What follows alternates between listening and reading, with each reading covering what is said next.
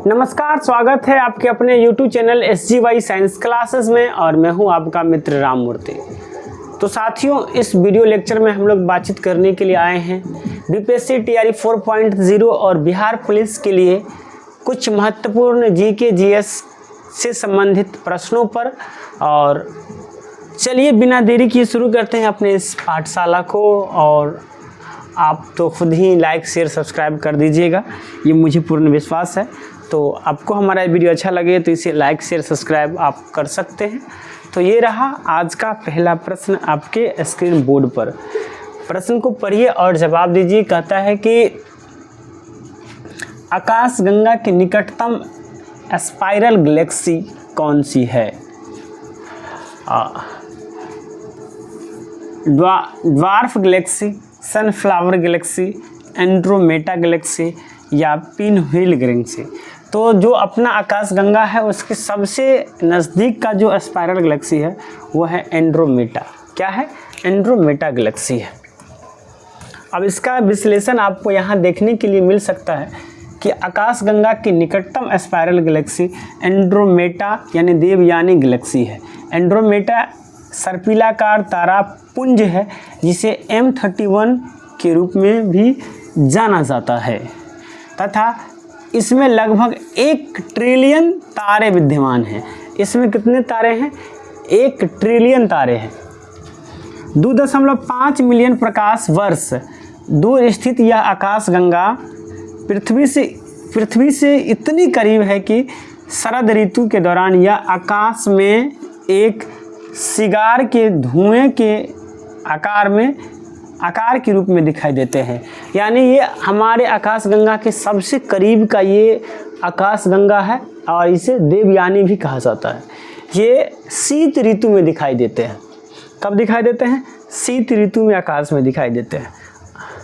अगले प्रश्न की ओर हम लोग चलते हैं। तो अगला प्रश्न ये रहा आपके स्क्रीन बोर्ड पर। इसे पढ़िए और जवाब दीजिए। क्या होगा इसका सही आंसर? बताइए क्या होने वाला है इसका सही आंसर। प्रश्न कहता है कि बिग बैंग सिद्धांत किसके द्वारा प्रतिपादित किया गया था? थॉमस गोल्ड, अल्बरूनी, जॉर्ज लेमेत्रा या डॉक्टर NL सैंडर्स। तो इसका सही आंसर होने वाला है सी, जॉर्ज लेमेत्रे। चलिए अब थोड़ा डिस्कशन इसका देख लेते हैं। तो यहाँ आप देख सकते हैं कि बेल्जियम के खगोलज्ञ एवं पादरी जॉर्ज लेमेने 1927 में ने इसी ब्रह्मांड की उत्पत्ति के संदर्भ में एक सिद्धांत प्रतिपादित किया था जिसे बिग बैंग सिद्धांत कहा जाता है। ब्रह्मांड की उत्पत्ति के संदर्भ में यह सर्वाधिक मान्य सिद्धांत है। ब्रह्मांड की उत्पत्ति लगभग 15 अरब वर्ष पूर्व हुई थी। ये किसके अनुसार? बिग बैंग सिद्धांत के अनुसार। विस्तृत ब्रह्मांड सिद्धांत का प्रतिपादन कौन किया था? Edwin Hubble. याद रखेंगे, बिग बैंग थ्योरी कौन दिए थे? George Lemaître. और विस्तृत ब्रह्मांड का सिद्धांत किसने दिया था? एडविन हब्बल ने। अगले प्रश्न की ओर हम लोग चलते हैं और अगला प्रश्न ये रहा आपके स्क्रीन बोर्ड पर। इसे पढ़िए और जवाब दीजिए। क्या होने वाला है इसका सही आंसर? कहता है कि राजस्थान राज्य को उसकी खोई हुई हरियाली को किस नहर की वजह से पुनः प्राप्त हुई है? मुनक नहर, इंदिरा गांधी नहर, सरहिंद नहर, आगरा नहर। तो इसका सही आंसर होने वाला है इंदिरा गांधी नहर। क्या होने वाला है? इंदिरा गांधी नहर, यानी B is the right answer. यहाँ आप देख सकते हैं कि राजस्थान राज्य को उसकी खोई हुई हरियाली पुनः इंदिरा गांधी नहर की वजह से प्राप्त हुई है। इंदिरा गांधी नहर भारत के सबसे बड़े नहर तंत्रों में से एक है। यह सतलज और ब्यास नदियों के संगम पर निर्मित हरे के बांध से निकली है। यह पंजाब और राजस्थान को अपनी पानी आपूर्ति करती है। कहाँ कहाँ ये बहती है? पंजाब और राजस्थान में। चलिए अगले प्रश्न की ओर चलते हैं। तो अगला प्रश्न ये रहा आपके स्क्रीन बोर्ड पर, आप इसे पढ़ेंगे और जवाब देंगे। प्रश्न कहता है कि उस निश्चित मार्ग को क्या कहा जाता है जिस पर कोई ग्रह सूर्य के चारों ओर घूमता है? वलय, कक्षा, पथ या अक्ष? तो उसे कक्षा कहा जाता है। और इसका आकार कैसा है ये आप हमें कमेंट बॉक्स में ज़रूर बताएंगे। चलिए यहाँ देख सकते हैं आप, कहता है कि सूर्य तथा उसके चारों ओर भ्रमण करने वाले ग्रहों, उपग्रहों, धूमकेतु, उल्काएं, क्षुद्र ग्रहों तथा अन्य आकाशीय पिंडों के समूह को सौरमंडल कहते हैं। ग्रह सूर्य के चारों ओर निजी मार्ग पर घूमते हैं, उसे कक्षा कहते हैं। क्या कहते हैं? कक्षा कहते हैं। ग्रह सूर्य के चारों तरफ एक विशेष पाथ पर चक्कर लगाता है, उस पाथ को ऑर्बिट या सेल कहते हैं। अगले प्रश्न की ओर यदि हम लोग चलते हैं तो अगला प्रश्न ये रहा, आपके स्क्रीन बोर्ड पर आप इसे पढ़ेंगे और बताएंगे क्या रहने वाला है इसका सही आंसर। कहता है कि सूर्य और इनके चारों ओर चक्कर लगाने वाले खगोलीय पिंड को क्या कहा जाता है? मिल्की वे, सौरमंडल, आकाशगंगा, तारामंडल। तो मिल्की वे तो एक आकाशगंगा का नाम है। क्या है ये? आकाशगंगा है। ये आकाशगंगा है, ये मिल्की वे आकाशगंगा है। इसका दूसरा नाम है दूध मेखला। अब ये आकाशगंगा क्या है? तो आकाशगंगा में असंख्य तारे रहते हैं, असंख्य तारे रहते हैं। इसके बाद तारामंडल क्या है? तो तारा के समूह को तारामंडल कहते हैं, जैसे कि सप्तऋषि ना। तो सूर्य और उनके जो खगोलीय पिंड है उसको क्या कहते हैं? तो उसे कहते हैं सौरमंडल। क्या कहते हैं? सौरमंडल। सूर्य के सौरमंडल के मुखिया कौन है? सूर्य है, और सूर्य एक अपना तारा है। यहाँ आप देख सकते हैं कि सूर्य और उसके परिक्रमण करने वाले ग्रहों, उपग्रहों, उल्काएं, क्षुद्रों, पुच्छल तारों तथा अन्य धूल मेघ के संयुक्त रूप से सौरमंडल कहा जाता है। 24 अगस्त 2006 को प्राग सम्मेलन में के समापन के दिन यह निर्णय लिया गया कि प्लूटो अब सौरमंडल का ग्रह नहीं है तथा यह अब सौरमंडल में केवल 8 ही ग्रह है। पहले सौरमंडल में 9 ग्रह थे, लेकिन 2006 में 24 अगस्त 2006 को प्लूटो को सौरमंडल के सदस्य से अलग कर दिया गया, और इस प्रकार से अब सौरमंडल में सिर्फ 8 ही ग्रह और एक मुखिया जी यानी सूर्य है। चलिए अगले प्रश्न की ओर हम लोग चलते हैं। तो अगला प्रश्न ये रहा, आपके स्क्रीन बोर्ड पर कहता है कि महात्मा गांधी ने रॉलेट सत्याग्रह किस वर्ष शुरू किया था? 1920 में, 1935 में, 1923 में या 1919 में? तो सबको पता होगा रॉलेट सत्याग्रह 1919 में गांधी जी के द्वारा शुरू किया गया था। यहाँ आप देख सकते हैं कि भारत में बढ़ती क्रांतिकारी घटनाओं और विरोध प्रदर्शन को दबाने के लिए ब्रिटिश सरकार ने सैंडिसन कमेटी का सिफारिश पर सर सिडनी रोल्ट की अध्यक्षता में अराजक और क्रांतिकारी अपराध अधिनियम 1919 पारित किया। इस रॉलेट एक्ट नाम से भी जाना जाता है। इसका एक और नाम है काला कानून। काला कानून। इससे संबंधित और कुछ प्रश्न यहाँ पर आने वाला है। कहता है कि इस नियम के जरिए राजनीतिक कैदियों को बिना किसी मुकदमे के अनिश्चित काल तक हिरासत में रखने की अनुमति दी गई थी। अतः इस कानून के विरोध करने के लिए महात्मा गांधी ने 6 अप्रैल 1919 को रॉलेट सत्याग्रह शुरू किया था। क्या शुरू किया गया था? रॉलेट सत्याग्रह शुरू किया था। चलिए अगले प्रश्न की ओर हम लोग चलते हैं, और अगला प्रश्न ये रहा आपके स्क्रीन बोर्ड पर। चलिए अब कहता है कि निम्न को सुमेलित कीजिए। अब सबसे पहली बात, साइमन कमीशन भारत कब आया? तो साइमन कमीशन भारत आया था, थोड़ा हम कलर चेंज कर लेते हैं, 1928 में। तो यानी पहला का क्या हो जाएगा? बी। पहला का बी, पहला का बी, पहला का बी, पहला का बी, यानी 2 सही है। दूसरा, क्रिप्स मिशन भारत कब आया था? क्रिप्स मिशन भारत कब आना? तो क्रिप्स मिशन 1942 में आया था। दो का सी, तो दो का सी यहाँ है, दो का ए है, ये गलत हो गया, यानी सही क्या हो जाएगा? सी ऑप्शन सही हो जाएगा। अब 3 का ए, जालियांवाला बाग नरसंहार कब हुआ था? 1919 में। और चौरा चोरी हत्याकांड कब हुआ था? 1922 में, यानी ऑप्शन नंबर सी सही है। चलिए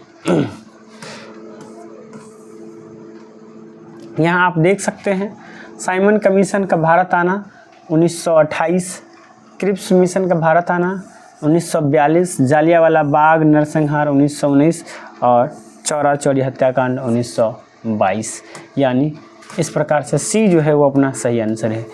बहुत अच्छा प्रश्न है, ये बहुत इजी प्रश्न है, इसे पढ़ेंगे और जवाब देंगे।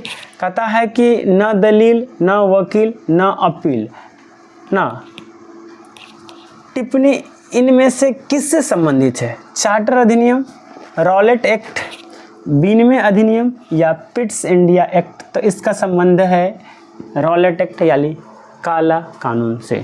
किससे? काला कानून से।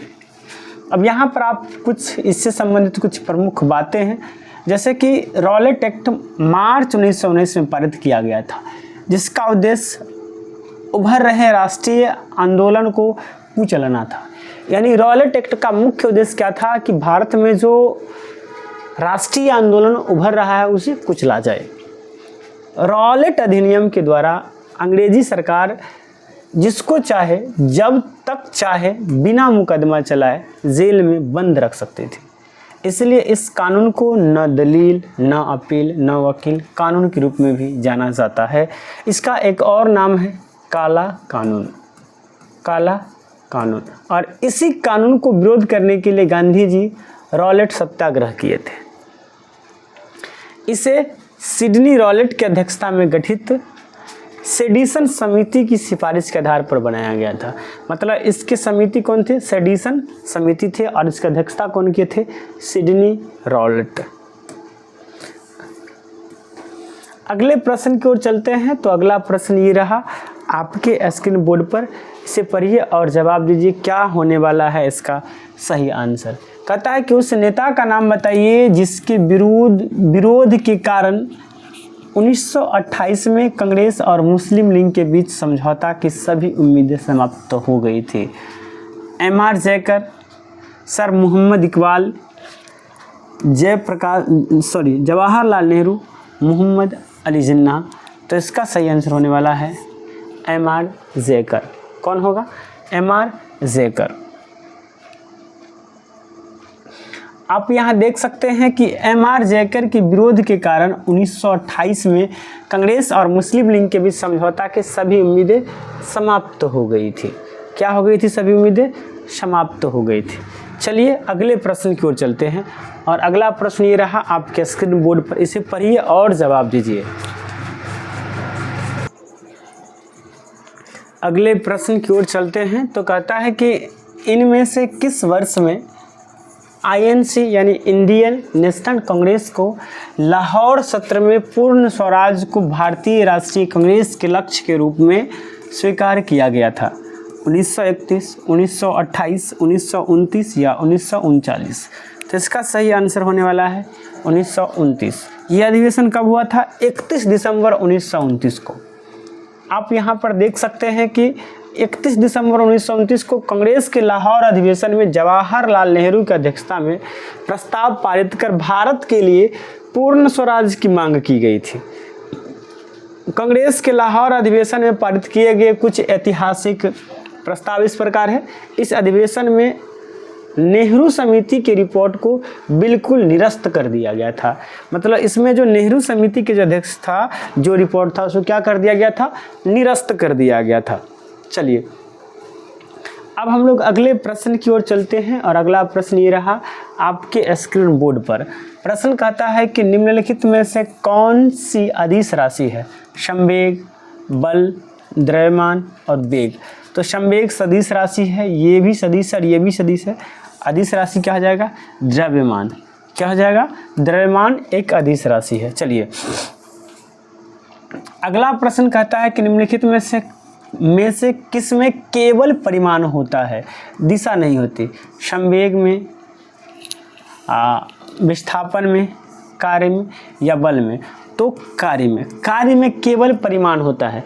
आपको बतला दें कि जो सदिश राशि होता है, तो सदिश राशि के कुछ गुण हैं, जैसे कि इसमें परिमाण भी होता है और प्लस में इसमें दिशा भी होता है, और इसका जो जोड़ होता है, योग जो होता है, वह ज्यामितीय नियम से किया जाता है। किस नियम से? ज्यामितीय नियम से। ज्यामितीय नियम से इसे जोड़ा जाता है।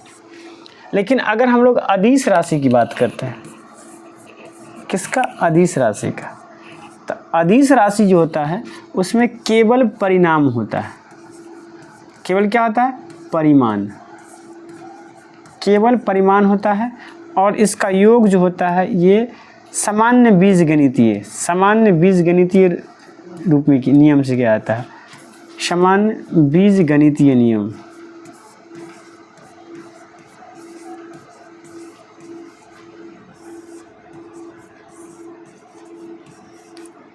ये बात याद रखेंगे। तो ये सदिश है, ये भी सदिश है और ये भी सदिश है। केवल अदिश राशि कार्य है, और इसका मतलब है कि कार्य में क्या नहीं होगा? दिशा नहीं होगा, केवल परिणाम होगा, परिमाण होगा, परिणाम नहीं परिमाण। चलिए अब हम लोग अगले प्रश्न की ओर चलते हैं। इसे पढ़िए और जवाब दीजिए, क्या होगा इसका सही आंसर। कहता है कि इनमें से कौन सी राशि सदिश नहीं है? शक्ति, बल, आघूर्ण, विस्थापन या त्वरण? तो इसमें दिशा और परिमाण दोनों होता है, इसमें भी दिशा और परिमाण दोनों होता है, और इसमें भी दिशा और परिमाण दोनों होता है। शक्ति में केवल परिमाण होता है, यानी ए नंबर ऑप्शन सही है। आप यहाँ देख सकते हैं, जिस भौतिक राशि में मात्रा यानी परिमाण तथा दिशा दोनों होती है उन्हें सदिश राशियाँ कहते हैं, जैसे कि बल, संवेग, भार, विस्थापन, त्वरण, बल, आघूर्ण आदि। जबकि ऊर्जा, विद्युत धारा, दूरी, समय, शक्ति, द्रव्यमान आदि अदिश राशि है। कौन सी राशि है? अदिश राशि। चलिए अगले प्रश्न की ओर चलते हैं, और अगला प्रश्न ये रहा आपके स्क्रीन बोर्ड पर। इसे पढ़िए और जवाब दीजिए, क्या होगा इसका सही आंसर। कहता है निम्नलिखित में से कौन से एक वेक्टर मात्रक नहीं है? वेक्टर मतलब सदिश, सदिश मात्रक नहीं है, सदिश मात्रा नहीं है। अब देखिए वेक्टर, सदिश राशि को अंग्रेजी में वेक्टर क्वांटिटी कहते हैं। जब यहाँ पर आ गया है तो ये बात भी जानना जरूरी है। सदिश राशि को अंग्रेजी में कहते हैं वेक्टर क्वांटिटी, और अदिश राशि को अंग्रेजी में हम लोग कहते हैं स्केलर क्वांटिटी। स्केलर क्वांटिटी यानी इसमें से हमें वेक्टर यानी सदिश खोजना है। तो गति या आवेग, बल, गुरुत्व, विद्युत धारा और विस्थापन, इसमें दिशा और परिमाण दोनों होता है, इसमें भी दिशा और परिमाण दोनों होता है, और इसमें भी दिशा और परिमाण होता है। इसमें केवल परिमाण होता है, यानी ऑप्शन नंबर अपना सही हो जाएगा सी। क्या सही हो जाएगा? सी। चलिए आप यहाँ पर देख सकते हैं, कहता है कि विद्युत धारा वेक्टर मात्रक नहीं है। जिस राशि में, जिस भौतिक राशि में मात्रा यानी परिमाण तथा दिशा दोनों निहित होते हैं उसे सदिश राशि कहते हैं, जैसे कि वेग, बल, संवेग इत्यादि। जिन राशियों में सिर्फ परिमाण होते हैं उसे अदिश राशि कहते हैं, जैसे कि चाल, दूरी, द्रव्यमान और आयतन इत्यादि। चलिए तो दोस्तों, thank you for watching this video. इस वीडियो को देखने के लिए आपको बहुत बहुत धन्यवाद। आपको कैसा लगा हमारा ये वीडियो कमेंट बॉक्स में ज़रूर बताइएगा। अगर अच्छा लगा है तो लाइक कीजिए, साथ ही साथ यदि आप हमारे इस चैनल पर नए हैं तो इसे सब्सक्राइब करके बेल आइकन को दबा दीजिए, और संभव हो तो दोस्तों को भी शेयर कीजिए। चलिए मिलते हैं नेक्स्ट वीडियो में। आज के लिए इतना ही। जय हिंद, जय भारत।